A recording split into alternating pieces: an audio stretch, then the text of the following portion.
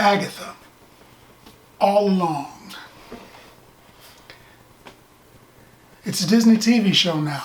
The Agatha character in the WandaVision show was great. She was really good, catchy song, and she was interestingly evil. She was not just evil, she was interesting. They're trying to catch that magic in a bottle for the TV show. She was so popular as a villain, they were like, hey man, we got to throw her on screen again. And it's a rough start. It's a rough start. It's not bad per se, but when you look at Disney/Marvel projects, you expect a certain level of intensity. You expect a certain level of great storytelling. And when everything in Marvel isn't at that level, you consider it bad. Even if compared to other things, it's still good.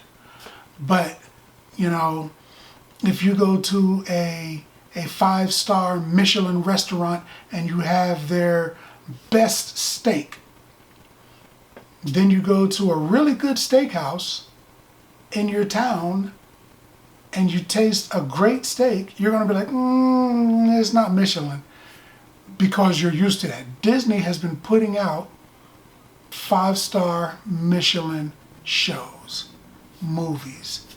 And every once in a while, when it's just a really good steak, people are like, oh, that sucks. It's not bad, man. It's not bad. Agatha All Along is not bad. It does have a slow start, but they want to let you know what's going on. Why is this person doing that? Why is that person with this person? What's going on? Agatha starts out in the town and she's still living her worst life. She's living TV shows in town, which to me makes Wanda even a worse person than they tried to make her out to be, because not only is Agatha living out these stories, these television stories, for a long time, for what turns out to be 3 years, she's been stuck in this town, but the townspeople have had to live out these stories with her because of Wanda. So you get up in the morning, you kiss your wife, get ready to go to work, and then you see Agatha and you're like, oh man, what is she today? The Brady Bunch? Okay, all right, okay. Bewitched? Okay, all right. Yeah. And you've got to act along. You can't live your life because you've got to act along with her. You're not allowed to break her out of the spell. Which I don't know if they're doing out of fear or if the spell is binding them too and they just can't help themselves. They didn't say, but they did have to play along. And they know. And that's the thing. The townspeople know that Agatha is trapped in this spell, but they have to play along. And they've been doing it for 3 years. How much does that suck? How come nobody came to that town and was like, why are you guys still acting like that? There's no deliveries there. Nobody ordered anything from out of the town. None of the heroes, none of the military, none of the police, none of the FBI, nobody has checked out that town and said, wow, these people are still in a trance. The military was there. SHIELD knows about it. I guess they just blocked it off and said, you know what, we'll just let it run its course. But she starts off still in a trance, still playing TV shows, and another witch, a green witch. Made me think about, the Wicked Witch from Oz, the Green Witch. But a green witch shows up and for some reason is trying to break her out of the spell. So she keeps saying things like, yeah, I've known you all your life. You have lived here all your life. And I'm like, is she telling her? And she kept doing that. And then finally, Agatha breaks out of the spell and she starts tearing herself out of the spell. And as she's tearing herself out of it, she's becoming different TV show characters that she's played in WandaVision. And then finally she's out and decides to be butt naked for whatever reason. And she's walking around nude, asking people what's going on. I really didn't get that part. You know, I guess because she was so mad she didn't care. I don't know. But she was just walking around naked. What do you know about what's going on? And why am I stuck in this crap town? And they're like, do you realize you don't have no clothes on? A guy even tried to put a jacket around her and she flicked it off. I guess she was just mad. I mean, I've never been so mad that I wanted to walk around nude, but I guess, you know, I've never been a witch either, so maybe that's just a witch thing. I don't know. So she walks around nude for about 5 minutes of the show, and she's just questioning people, and she realizes what's going on, and she realizes for some reason that the Salem 7, there's 2 Salem 7s in the comic book. This isn't the one that I was really hoping for, the ones that were like magical supervillain type people with tails and horns, but it is a spooky Salem 7. It's the other Salem 7, and they've come and they want her perished. So she's got to get away. She knows that she's got a limited time. When the sun goes down, the 7 is going to come for her. So she's got just a couple of hours to figure out a way to get out of there.